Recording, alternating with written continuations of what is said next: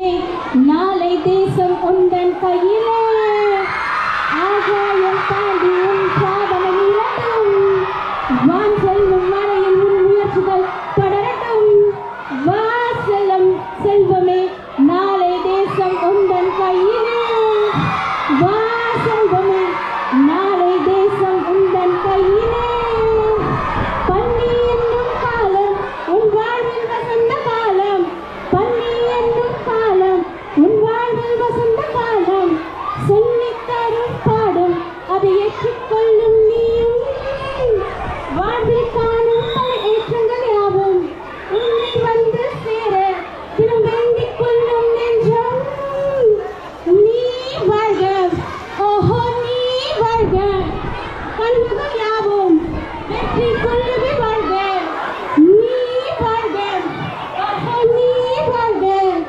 கனவுகள் யாவும் வெற்றி கொள்ளுவே நீ வாழ்க லா லா லா லா லா லா லா லா லா லா லா லா லா மேரி பள்ளம் தாண்டி நீ ஓடும் நதியாக ஒரு காலம் கூடும் இவெல்லாம் கடந்து போக தீபங்கள் ஏற்று ஒரு பாதையை மாற்று நேர்மையோடு வெற்றிக்குள் சேர்த்து நீ வாழ்க ஓஹோ நீ வாழ்க பலரும் போற்றும் வண்ணம் நீயும் வாழ்க நீ வாழ்க ஓஹோ நீ வாழ்க பலரும் போற்றும் வண்ணம் நீயும் வாழ்க வா செல்லமே நாளை தேசம் உந்தன் கையிலே வா செல்லமே நாளை தேசம் உந்தன் கையிலே ஆகாயம் தாண்டி உன் சாதனை நிலட்டும் வா செல்லும் வரையில் உன் முயற்சிகள் தொடரட்டும் வா செல்வமே நாளை தேசம் உந்தன் கையிலே லா லா லா லா லா லா லா லா லா லா லா லா. Thank you everyone.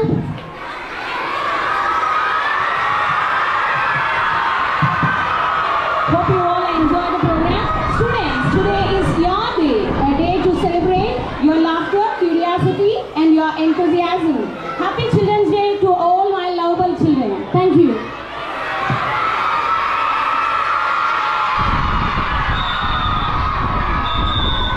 துளியே நினைத்து விடு சின்ன சின்ன விதையே ஒழித்து விடு சின்ன சின்ன தளிரே தளிர்த்து விடு கால காலமாய் காத்து கிடந்தும் கால தாமதம் புரியாதா காற்றில் எங்குமே போத்து கிடப்போம் புலியாய் தளிராய் மலராய் வழியாய் கால காலமாவோம் சின்ன சின்ன புலியே செதுக்கி விடு சின்ன சின்ன துளியே நினைத்து விடு சின்ன சின்ன விதையே உயிர்த்து விடு சின்ன சின்ன தளிரே கனவை கண்டு கொண்டு காத்து கிடந்தால் விடியில் கீற்று இங்கு வீசாது வலியை தாங்கிக் கொண்டு வலிமை வளர்த்தால் விழியில் வீழ் இங்கு துளியேது தடைகள் இல்லாமல் நதிகள் எங்கும் நடந்து வந்தது கிடையாது மூச்சை அடக்கி நீ மூழ்கி பார்த்தால் முத்து கிடைக்காமல் போகாது நேற்று உண்டு நாளை உண்டு இன்று மட்டும் நம்முன் உண்டு விடியும் நாளை நமதே என்று ஒளியாய் தளிராய் மலராய் வழியாய் கால காலமாவோம்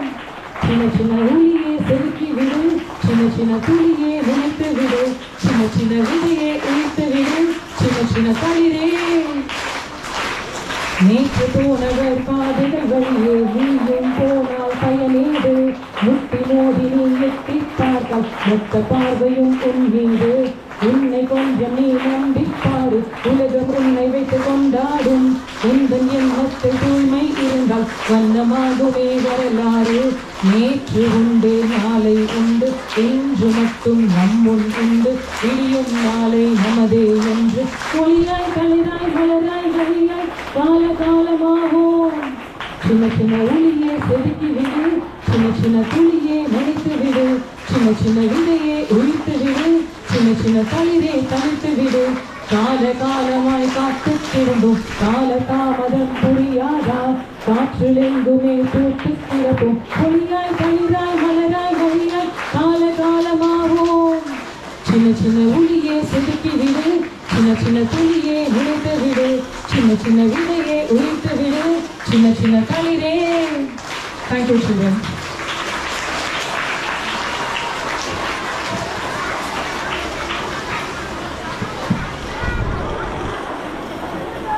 Your song is truly inspiring our children. தேன்பாயும் செந்தமிழில் கவிதை மலை பொழிய வருகின்றார் நம் ஆசிரியர் திருமதி விஜி அவர்கள்.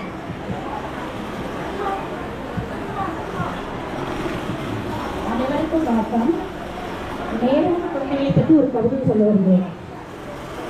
14 நவம்பர் நன்னாளில் பாரத மண்ணில் உதித்தவராய், பண்பும் பணிவும் ஒரு சேர பாரில் என்றும் நிலைத்தவராய், தேசத்திற்காக போராடி தியாகம் செய்த செம்மலவர், ரோஜா மலரை மார்போடு ராஜா போல சூடியவர், ரோஜா மலரை மார்போடு ராஜா போல சூடியவர், குழந்தைகள் மீது அன்போடு கொள்ளை பாசம் கொண்டவராய்.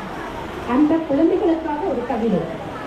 அரும்பாக பள்ளியில் அமர்ந்து மொட்டாக பூ விரிவது போல் புன்னகைத்து முகையாக நறுமுகையாக நண்பர்களுடன் பழகி மலராக மலர்ந்து மகிழ்ச்சியோடு அலராக ஆசையோடு அலாவி விழுந்தாலும் வீர் கொண்டு எழுந்து நன்கு கற்றபின் நண்பர்களை பிரிந்து செம்மலான நிலையாக வாடி போது கனா காணும் காலங்களோடு உலா வரும் ஒளி கதிர் போல் மகிழ்ச்சியாக உலா வருவோம். நிலவை போல் உயரமாய் பிடிப்போம். இல்லை இல்லை நிலவுக்கே போய் ஒழிவோம். நன்றி. இனிய குழந்தைகள் தின நல்வாழ்த்துக்கள்.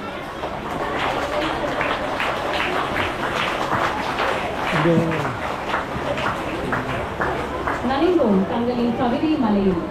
குட்டி கதை கேட்போமா? Now stay tuned for our Kutti Kadai by our teacher Prema.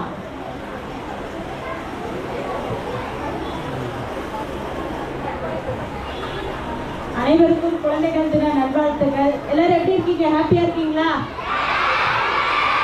Okay, ஒரு ஸ்டோரி சொல்றதுக்கு முன்னாடி எல்லாருக்குமே காகம் வடை சுட்ட கதை, பாட்டி வடை சுட்ட கதை தெரியும் இல்லையா? அது ஸ்டோரியா தெரியும், ஆனா ரைம்ஸா தெரியுமா? சரி, ஸ்டோரி பார்க்கறதுக்கு முன்னாடி ரைம்ஸ் சொல்ல பார்க்கலாம். ஓகேவா? 1 2 3. பாட்டியம்மா கடையிலே பருப்பு வடையும் சுடையிலே, பாட்டியம்மா கடையிலே பருப்பு வடையும் சுடையிலே, காகம் வந்தது இடையிலே கவ்வி சென்றது வாயிலே, காகம் வந்தது இடையிலே கவ்வி சென்றது வாயிலே, நரியன வந்தாரு பாட்டு பாட சொன்னாரு, நரியன வந்தாரு பாட்டு பாட சொன்னாரு, காக்கா காக்கா காக்கா கா காக்கா காக்கா காக்கா கா, வடையும் கீழே விழுந்தது நரியும் தூக்கி சென்றது, வடையும் கீழே விழுந்தது நரியும் தூக்கி சென்றது, ஏமாற்றிய காகம் ஏமாந்தது ஏக்கம் பிடித்து நின்றது. ஸ்டோரி ரைஸ் நல்லா இருக்கா? ஓகே, இப்போ ஒரு ஸ்டோரி பார்க்கலாம். சரியா? ஒரு பெரிய ஊரு, அந்த ஊரோட பேர் என்ன அப்படின்னா மதனந்தபுரம். சரியா? அந்த மதனந்தபுரத்தை யார் ஆண்டு வந்தாங்க அப்படின்னா ஒரு ராஜா. அந்த ராஜா பேர் என்ன அப்படின்னா வேல்பாரி ராஜா. அந்த ராஜா எப்படி இருந்தாருன்னு தெரியுமா? ராஜானா எப்படி இருப்பாங்க? கம்பீரமா இருப்பாங்க இல்லையா? எதுக்குமே பயப்பட மாட்டாங்க. ஆனா அந்த வேல்பாரி ராஜாவுக்கு ரொம்ப பயம், யாரை பார்த்தாலும் ரொம்ப பயம். சரியா? ஏன்னா எதிரி நாட்டு மன்னர்கள் வந்து நம்ம கூட இருந்து சண்டை போட வந்துருவாங்களோ அப்படின்னு ரொம்ப பயந்து போய் இருந்தாராம். சரியா? இப்படி அந்த ராஜா ஒரு நாள் இருக்கும் போது ஒற்றன் வந்து என்ன சொன்னாங்க அப்படின்னா, ஒற்றன் யாரு அப்படின்னா பக்கத்து நாட்டு ராஜா ஏதாவது திட்டம் முட்டிட்டு இருந்தாங்க அப்படின்னா அது யாருக்கு முதல்ல தெரியும் அப்படின்னா ஒற்றனுக்கு தான் தெரியும். ஒற்றன் என்ன பண்ணாங்க அப்படின்னா ஓடி வர்றாங்க இந்த வேல்பாரி ராஜா கிட்ட வந்து, ராஜா ராஜா பக்கத்து நாட்டு மன்னர் நம்ம நாட்டோட சண்டை போட வராங்க அப்படின்னு சொன்னாங்களாம். உடனே இந்த வேல்பாரி ராஜாவுக்கு பயம் ஆயிடுச்சு. ஐயோ, நம்ம நாட்டு மேல படை எடுத்துட்டு வந்தாங்கன்னா நம்ம என்ன பண்றது? நம்ம நாட்டை அபகரிச்சுட்டு போயிடுவாங்களே, நமக்கு வேற சண்டை போடவே தெரியாதே அப்படின்னு பயந்து போனாராம். சரியா? அதனால இந்த ராஜா என்ன பண்ணாரு, நம்ம ஊரை சுத்தி ஒரு பெரிய மதில் எழுப்பலாம் அப்படின்னு திட்டம் போட்டாராம்.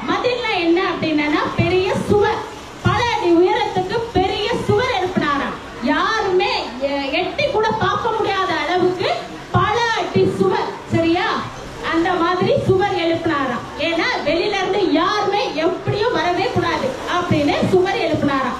இப்ப அந்த ராஜா ஹாப்பியா இருந்தாரு.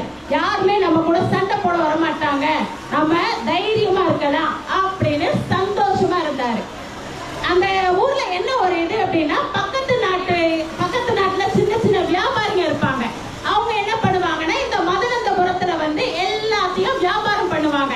இப்ப நம்ம ஸ்ட்ரீட்ல எல்லாம் வருது இல்லையா, காய்கறி வியாபாரம் எல்லாம் பண்றாங்க இல்லையா, அந்த மாதிரி சின்ன சின்ன வியாபாரிகள் எல்லாம் என்ன பண்றாங்க, இந்த மதுரந்தபுரத்துக்கு வந்து காய் எல்லாமே வித்துட்டு வருவாங்க. சரியா? அப்படிதான் பக்கத்து ஊர்ல ஒரு பெண்மணி இருந்தாங்க. அந்த பெண்மணிக்கு ஒரு குட்டி குழந்தை. சரியா? அந்த பெண்மணிக்கு யாருமே துணை கிடையாது. அந்த குட்டி பாப்பாவை தவிர்த்து யாருமே துணை கிடையாது. அந்த பெண்மணிக்கு என்ன வியாபாரம் அப்படின்னா, தயிர் விற்கிறது. சரியா? ஒரு பானையில தயிர் கொண்டு வந்து இந்த மதுரந்தபுரத்துல வந்து வித்துட்டு திரும்ப என்ன பண்ணுவாங்க, போயிடுவாங்க. சரியா? திரும்பவும் அந்த ராஜா ஒரு நாள் தூங்கிட்டு இருக்கும் போது என்ன ஆச்சு அப்படின்னா, பக்கத்து நாட்டு மன்னர்கள் இந்த நாட்டோட சண்டை போடுற மாதிரி கனவு கண்டாரு. அச்சோ, இந்த மாதிரி ஒரு கெட்ட கனவு வருது, நம்ம என்ன பண்ணலாம் அப்படின்னு யோசிச்சாரு. அதுக்கப்புறமா ஒரு திட்டம் போட்டாரு. என்ன அப்படின்னா, காலையில 6 மணில இருந்து சாயந்தரம் 6 மணிக்கு வரைக்கும் தான் கோட்டை வாயில் கதவுகள் திறந்திருக்கணும். அதுக்கப்புறம் என்ன பண்ணக்கூடாது, கதவுகளை திறக்கவே கூடாது, க்ளோஸ் பண்ணிடணும் அப்படின்னு ஒரு கட்டளை போட்டாராம். ஏன்னா 6 மணிக்கு மேல யாருமே என்ன பண்ண முடியாது, உள்ள வரவும் முடியாது, கோட்டைக்கு வெளியில போகவும் முடியாது அப்படின்னு ஒரு திட்டம் போட்டாராம். அந்த இதனால என்ன ஆச்சு அப்படின்னா, எல்லாருமே அந்த வெளியூர்ல இருந்து உள்ள வர்றாங்க இல்லையா, அந்த சிறு சிறு குறு வியாபாரிகள் அவங்க என்ன பண்ணாங்க அப்படின்னா, 6 மணிக்கு உள்ளேயே வந்து எல்லா வியாபாரத்தையும் முடிச்சுட்டு திரும்ப வெளியில போயிடுவாங்க. இந்த பெண்மணி என்ன பண்ணாங்க அப்படின்னா, ஒரு நாள் உள்ள வந்தாங்க, நல்ல தயிர் எல்லாம் வித்தாங்க. மணி 6:01 ஆச்சு. உடனே அந்த கோட்டை காவலாளிகள் என்ன பண்ணாங்க, கோட்டை கதவுகளை அடைக்க ஆரம்பிச்சிட்டாங்க.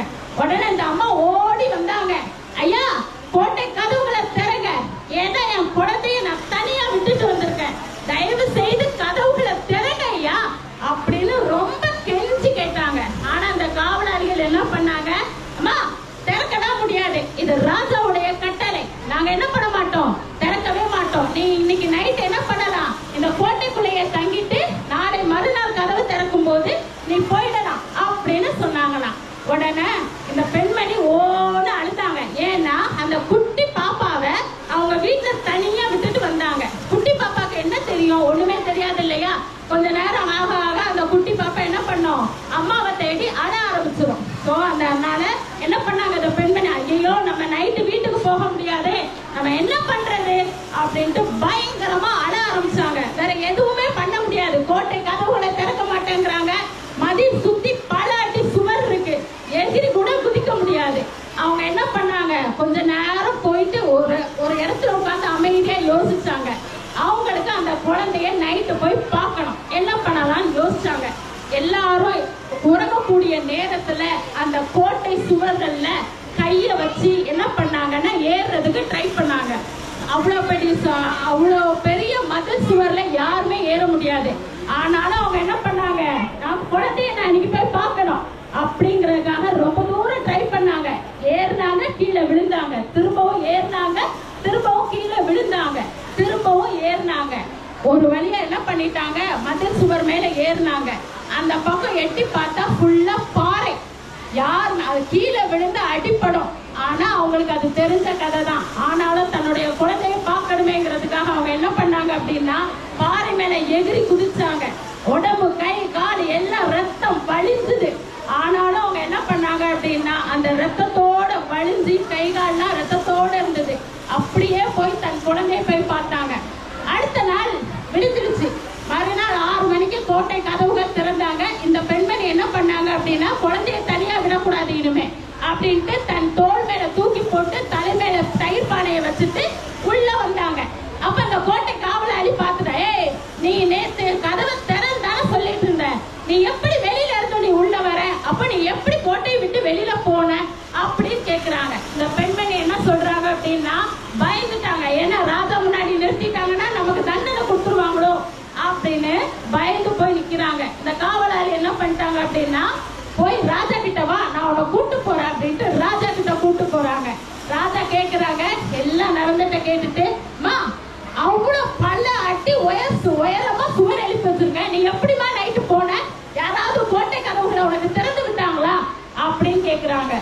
அந்த பெண்மணி சொல்ற, யாருமே கோட்டை கதவுகளை திறக்கல.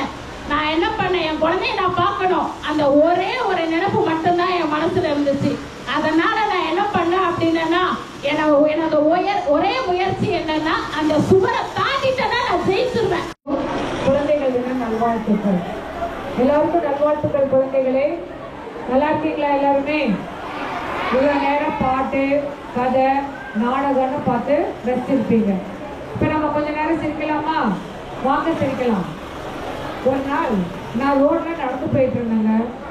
எல்லாரும் தும்மிட்டே இருந்தாங்க. நான் ஒருத்தரை கூப்பிட்டு கேட்டேன், ஏங்க எல்லாரும் தும்மிட்டே இருக்கீங்க அப்படின்னு கேட்டதுக்கு, அதோ பாருங்க ஒரு பொடி பையன் போறான், அதனால தான் எல்லாம் தும்மிட்டு இருக்கோம் அப்படின்னு சொன்னாங்க. சரி, நான் அப்படியே வந்து என் ஃப்ரெண்டு வீட்டுக்கு போனேங்க. போனா அங்கே ஒரு வேலைக்காரன் முட்டையை உடச்சி ஒரு பாத்திரத்தில் போட்டுட்டு இருந்தான். என்னப்பா, ஆம்லெட் போடுறதுக்கு தான் இவ்வளோ முட்டை உடைக்கிறியா அப்படின்னு கேட்டா, இல்லைங்க அம்மா ஃப்ரிட்ஜில் பச்சை முட்டை இருக்குன்னு சொன்னாங்க, அதுதான் எடுத்து பார்க்குற, ஒரு முட்டை கூட பச்சையா இல்லைங்க, எல்லாம் மஞ்சளாக இருக்குங்க அப்படின்னு சொல்கிறான். என்னத்தை சொல்கிறது? அப்படி பேசிட்டு இருக்கும்போது அவங்க வீட்டில் ஒரு குட்டி பையன் வந்தான். என்னடா மொட்டை போட்டிருக்க, எங்கே போட்ட அப்படின்னு கேட்டதுக்கு, இல்லைங்க எங்கள் அம்மா சாமிக்கு மொட்டை போடணும்னு சொன்னாங்க, நான் நம்பி அவங்க கூட போனாங்க, கடைசியில் எனக்கு மொட்டை போட்டு விட்டுட்டாங்க அப்படின்னு சொல்கிறான். எனக்கு சிரிக்கிறதா அழகதானே தெரியலைங்க. அவனோட குட்டி தங்கச்சி ஒன்று வந்தது. அக்கா நான் வந்து எங்கள் அப்பா அம்மா கிட்ட ஒரு வருஷமா பேசவே இல்லை அப்படின்னு சொல்லிச்சு. ஏமா பேசல அப்படின்னு கேட்டா, நான் பிறந்தப்ப எப்படி பேச முடியும், ஒரு வயசுல பேச முடியுமா அப்படின்னு சொல்லுது. என்னத்தை சொல்றது இந்த பசங்களையெல்லாம். இப்படியே நான் வந்துட்டு இருக்கும்போது அங்கே ஒருத்தர் வந்து தீபாவளி டைம்ல எங்கள் வீட்டில் ரவை கேசரி பண்ணி வந்து கொடுத்தாங்க. என்னம்மா இன்னைக்கு கூட தான் இது பண்ற அப்படின்னு கேட்டா, இல்லைங்க ரவைக்கு பக்கத்துல சர்க்கரை வச்சா அது சாதாரண நாள், ரவையோட சர்க்கரையை சேர்த்து கிண்டி கொடுத்தா அது விசேஷ நாள், இது கூட புரியலையா உங்களுக்கு அப்படின்னு சொன்னாங்க. அன்னைக்கு சாயந்தரம் விருந்தாளிகள்லாம் வீட்டுக்கு வந்திருந்தாங்க. அதில் பையன் பட்டாசு வெடிக்கலாமா அப்படின்னு எல்லாரையும் கூட்டிகிட்டு போனாங்க. அந்த பையன் புஷ் அப்படிங்கிறான், வானத்தை பார்க்குறான். புஷ் அப்படிங்கிறான், வானத்தை பார்க்குறான். என்னப்பா பண்ணுற அப்படின்னு கேட்டால், இதுதான் புஷ்வானம் அப்படின்னு சொல்கிறான். இதுங்க என்ன சொல்கிறது இந்த பசங்களையெல்லாம். அதே போல் ஒரு பொண்ணு அழகாக ட்ரெஸ் பண்ணிட்டு இருந்தது. என்ன பாப்பா ட்ரெஸ் அழகாக இருக்கே, இது தீபாவளிக்கு வாங்கினதா அப்படின்னு கேட்டால், அஸ்து புஷ்கு இது எனக்கு வாங்கினது அப்படின்னு சொல்லுது. ஒரு நாள் நான் மளிகை கடைக்கு போயிருந்தேனுங்களா, அவர்கிட்ட சுகர் இருக்கான்னு கேட்டாங்க. அவரு இருக்குன்னு சொன்னாங்க.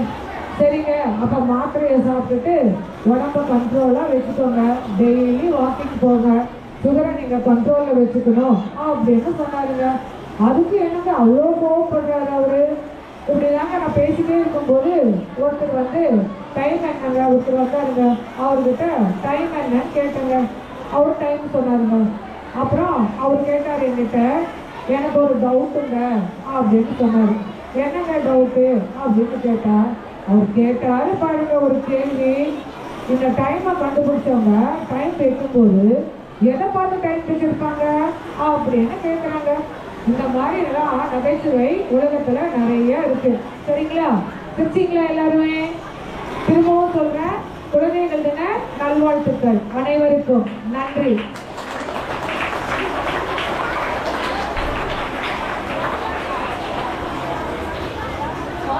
With joy after hearing your performance. And once again, we dive in dance with Milky